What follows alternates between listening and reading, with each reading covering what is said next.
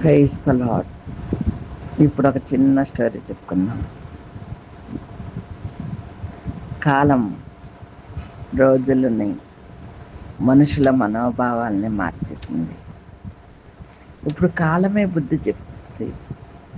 మన చిన్నప్పుడు ఏదైనా తప్పు చేస్తే ఒక తరం తిరిగి వచ్చేది అని చెప్పేవారంట. మా చిన్నప్పుడైతే ఊరు తిరిగి వచ్చేది అని చెప్పారు. ఇప్పుడు పొయ్యే తిరిగి వస్తుంది అని చెప్తున్నారు. అంటే ఏంటో తెలుసా? ఒకప్పుడు అబ్బాయిలు అమ్మాయిల్ని చాలా ఇబ్బంది పెట్టేవారు. ఎక్కడ చూసినా ర్యాగింగ్లు, హత్యలు, మానభంగాలు, ఇంకా యాసిడ్ పోయటాలు, కత్తితో పొడవటాలు, భయంకరమైన రోజులు చూసాం. ఇప్పుడు అబ్బాయిలు అవే రోజులు చూస్తున్నారు. వాళ్ళు భయంకరమైన వాటితో చేస్తే వీళ్ళు శుతిమెత్తగా ఎవ్వరికి తెలియకుండా చేస్తున్నారు. ఎలా ఉందో చూసారా? తడిగుడ్డతో గొంతులు కోసేస్తున్నారు ఆడవాళ్ళు. అంటే ఎవరు చేసుకున్నది వారు అనుభవించక తప్పదు అన్నట్లుగా తరాలు మారుతున్నాయి. ప్రక్రియ మారిపోతుంది. వాళ్ళే వీళ్ళు అయిపోతున్నారు. సమాజం పాడైపోయింది. ఆనాడు నీనెవే పట్టణం పాడైపోయినప్పుడు దేవుడు యోనా గారిని పంపించారు. ఈనాడు మన దేశం, ప్రపంచ దేశాలు పాడైపోతూ ఉన్నాయి. ఇప్పుడు ఆయన దిగి వస్తారు. ఆయన దిగి వస్తే ఇవన్నీ సమస్యపోతాయి. ఎత్తబడేవారు ఎత్తబడతారు, విడువబడేవారు విడువబడతారు. దానికి సాక్ష్యం ఉంది కదా. ఒక తిరిగలి తిరుగుతూ ఉంటే ఒక రాయి ఎత్తబడింది, ఒక రాయి విడవబడింది. ఇద్దరు మనుషులు కూర్చొని ఉంటే ఒకరు ఎత్తబడ్డారు, ఒకరు విడవబడ్డారు. అంటే ఏంటి? 10 మంది కన్యకలు దీపం బుట్టి వెలిగించుకొని వెళ్తే 5గురు దీపం వెలుగుతూనే ఉంది. 5గురు దీపం నూనె అయిపోయి ఆరిపోయింది. అంటే ఏంటి? అంటే ఏంటంటే మనం చేసుకున్నదే. మనము మంచి చేస్తే మనకు కూడా మంచే వస్తుంది. మనం చెడు చేస్తే మనకు కూడా చెడే వస్తుంది. ఇది కన్ఫర్మ్.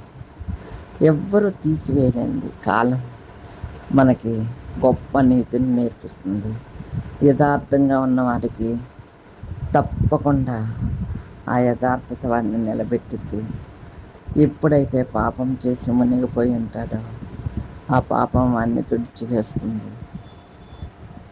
ఇలా దేవుడు అనేక సార్లు బైబిల్లో చెబితే ప్రజలు నమ్మలేదు. ఇప్పుడు చూడండి, దుర్నీతి అస్వస్థతకు గురవుతుంది. ఎవరైతే దుర్నీతి చేసి ప్రజల్ని ఇబ్బంది పెట్టారో ఇప్పుడు వాళ్ళే చాలా ఇబ్బందులు పడుతున్నారు. ఇంకా ముందు ఎలాంటి రోజులు చూస్తామో తెలీదు. నిన్న తాగొచ్చిన భర్తని బాత్రూంలో పెట్టేసింది. ఇప్పుడు తాగబోతు భర్తలందరూ భయపడాలి. ఆ తాగడి వ్యసనాల నుంచి విడుదల కలగాలి. ఇదిగో లవ్ చేసి గోతులో పాడేసింది ఒక అమ్మాయి, లోయలో పాడేసింది. ఇప్పుడు లవ్ చేయాలంటే అబ్బాయిలు భయపడాలి. లవ్ చేసి బెదిరించాలంటే భయపడాలి. చూసారా? ఒకప్పుడు లవ్ కోసం ప్రాణం తీసేసేవారు అబ్బాయిలు.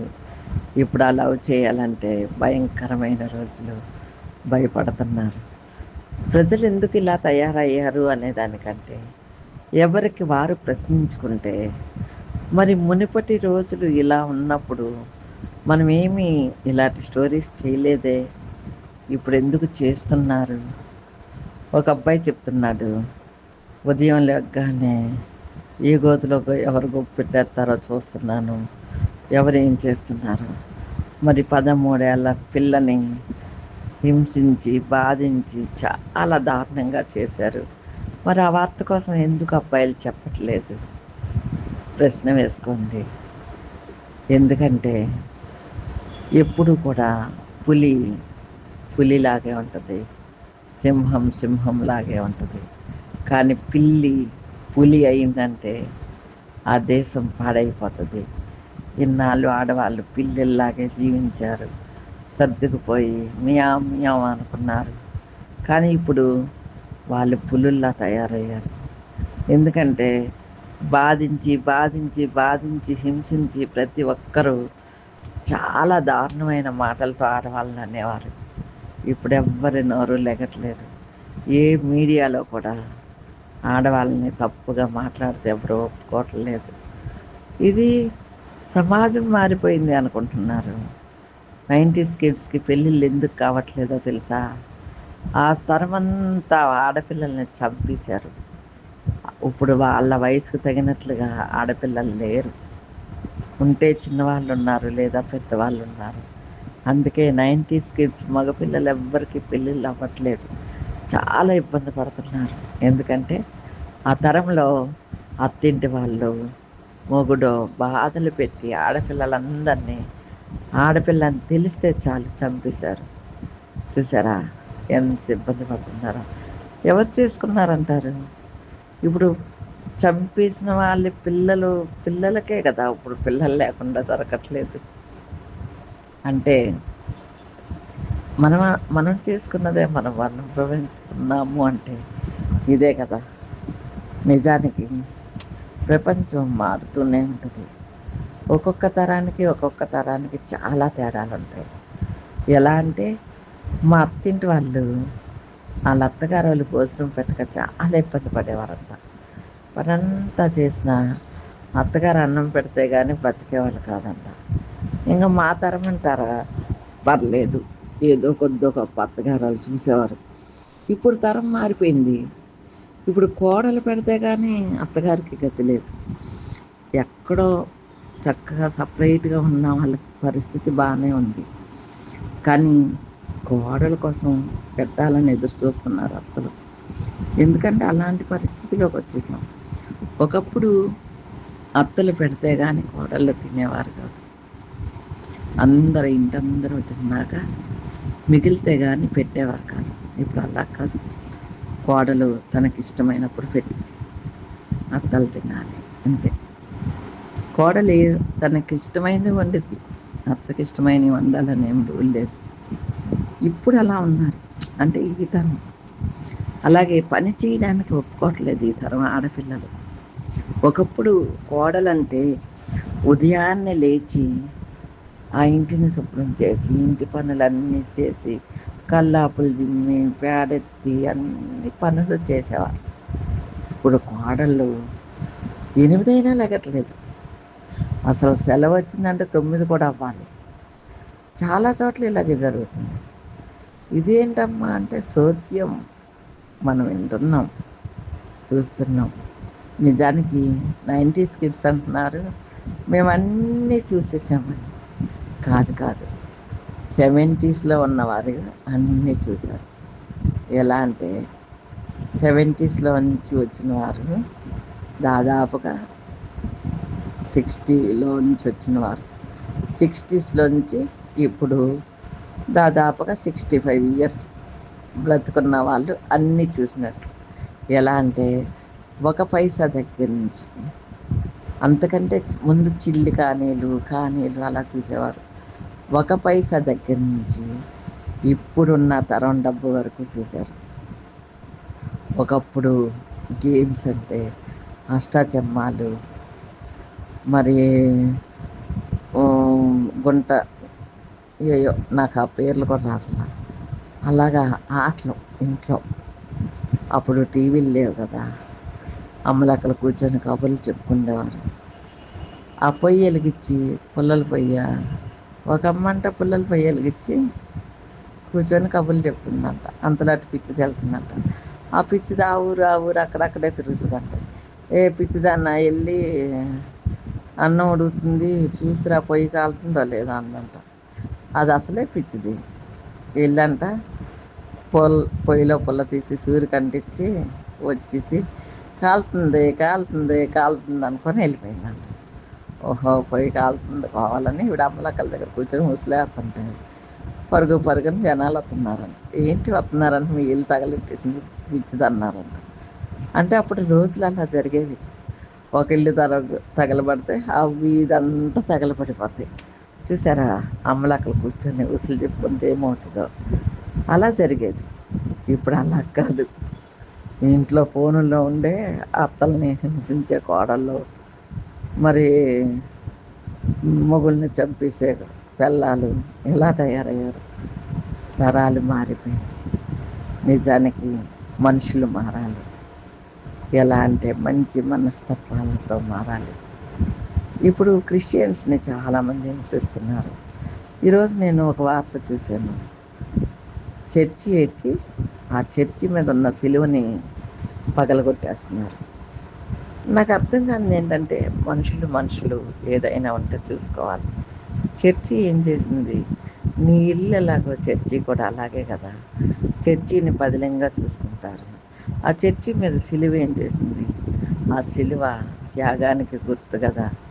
ఆ సిలువను ఎందుకు నువ్వు పగలగొడుతున్నావు అని ఎవ్వరూ నిలదీయలేని స్థితి. ఎందుకంటే మూర్ఖ జనాంగము తయారయ్యారు. ఒక పాస్టర్ని కొట్టావంటే నువ్వు నువ్వెంత మూర్ఖుడివై కొట్టావో ఆలోచించుకో. ఇప్పుడు గుడిలో పూజ చేస్తున్నారు పూజారి, ఆయన దగ్గరికి వెళ్ళి నువ్వన్నీ సమర్పిస్తున్నావు. ఆయన తీసుకుంటున్నాడా, లేదా దేవుడు తీసుకుంటున్నాడా, లేదా ప్రభుత్వం తీసుకుంటుందా? ఆలోచించు మిత్రమా. ఏది చేసినా, ఎవరికి చేసినా, ఎవరి సొంత విషయాల్లో వారే ఉండాలి. ఇతరుల విషయాల్లో కలగ చేసుకోకూడదు. సువార్త ప్రకటించమని బైబిల్లో ఉంది కాబట్టి సువార్త ప్రకటించడానికి అనేక జనాంగం వస్తున్నారు. నీకు నచ్చలేదా పక్క నుంచి వెళ్ళిపో. నీకు నచ్చిందా విను. అలాగే నీకు అస్సలు మా ఏరియాలో వద్దంటావా, మాటలతో చెప్పు. చేతల వరకు ఎందుకు వెళ్తున్నావు? చేతకాని వాడే చేతల వరకు వెళ్తాడు.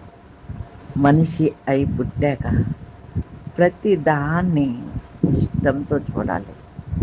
నీకు నచ్చలేదు సైడ్ అయిపో. ఇప్పుడు చాలామంది వాట్సాప్లో మనం ఏదన్నా స్టేటస్ పెట్టామనుకో, అందరూ చూడాలని ఏం లేదు కదా. నచ్చిన వాళ్ళు చూస్తారు, నచ్చిన వాళ్ళు క్లోజ్ చేస్తారు. అంత మాత్రాన్ని ఫోన్ చేసి ఏంటి స్టేటస్లో నువ్వు ఇలా పెడుతున్నావు, చాలా చిరాకు వస్తుంది అంటే నువ్వు చూడటం మానే, వచ్చి దాన్ని చెప్పటం ఎందుకు? చూసారా, ఇప్పుడు ఫోన్ ఉంది, ఎవరికి నచ్చినట్లు వాళ్ళు యూజ్ చేస్తూ ఉంటారు. మంచిని యూజ్ చేసుకోవచ్చు, చెడుని యూజ్ చేసుకోవచ్చు. మంచి ఫలితాన్ని ఇస్తుంది, చెడ్డనే ఇస్తుంది. అలా ఆలోచించాలి ప్రతి ఒక్కరు. ఎందుకని ఇలా మాట్లాడుతున్నానంటే, ప్రపంచం బాగాలేదు, మనుషులు బాగాలేదు అని మనం అనటం కంటే, మనం ఎలా ఉన్నామో మనల్ని మనం పరీక్ష చేసుకొని మనం బాగున్నామా లేదా, మనం సరిగ్గా ఉన్నాము అంటే మన ఎదుటివారు కూడా బాగానే ఉన్నారు అని సరి చేసుకోవాలి, సరిదిద్దుకోవాలి. ఇప్పుడు ఒక క్రైస్తవుడు ఒక సువార్తను ప్రకటిస్తుంటే ఎందుకు ప్రకటిస్తున్నారో ఆలోచించాలి కదా. ఎందుకంటే దేవుని రాజ్యం అంటూ ఒకటి ఉందని క్రైస్తవుడు ప్రకటిస్తున్నాడు. నీకు కూడా తెలుసు కదా స్వర్గం ఒకటి ఉంది అని. స్వర్గం అంటే ఏంటి? దేవుడున్న చోటు కదా. క్రైస్తవుడు పరలోకం అంటున్నాడు, నువ్వు స్వర్గం అంటున్నావు. నువ్వు స్వర్గం ఉంది అని నువ్వు నమ్మితే దేవుడు ఉన్నాడని నువ్వు నమ్ముతున్నట్టే కదా. మరి క్రైస్తవుడు పరలోకం ఉంది, నీకు ఒక నిశ్చయిత ఉంది, నువ్వు మరణించాక పరలోకాన్ని చూడాలి, ఇప్పుడే మారు మనసు పొందు అంటే, నువ్వు మారు మనసు పొందు అంటే మంచిగా ఉండమనే కదా అర్థం. అక్కడ మారు మనసు అంటే ఏంటి? ఎన్నాళ్ళు నువ్వు ఎన్నో తప్పులు చేసి ఉండొచ్చు, ఇక్కడి నుంచి మంచిగా ఉండమనే కదా ప్రకటిస్తున్నారు. దాన్ని ఎందుకు తప్పుగా చేస్తున్నావు? బాప్తీసము అంటే ఒక రైలు టికెట్ లాంటిది. చనిపోయిన వాడు బాప్తీసం తీసుకుంటే రక్షణ పొంది దేవుని పరలోకానికి వెళ్తాడని ఒక సిగ్నల్. క్రిస్టియన్కి ఒక సిగ్నల్ ఏంటో తెలుసా? రక్షణ టికెట్ కొనుక్కుంటే, అంటే బాప్తీసం తీసుకున్నవాడు టికెట్ కొనుక్కున్నట్లు, అంతేగాని పరలోకం వెళ్ళిపోయినట్లు కాదు.